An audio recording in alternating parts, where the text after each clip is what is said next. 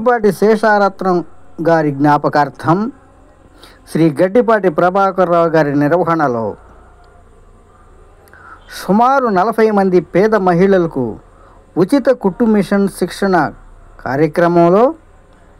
రెండవ రోజు శిక్షణ పొందుతున్న సుమారు 40 మంది పేద మహిళలు ఈ కార్యక్రమంలో 3 నెలల ఉచిత శిక్షణతో పాటు భోజన వసతి, శిక్షణానంతరం కుట్టు మిషన్ ఉచితంగా ఇవ్వనున్నట్లు నిర్వాహకులు శ్రీ గడ్డిపాటి ప్రభాకర్రావు గారు తెలిపారు.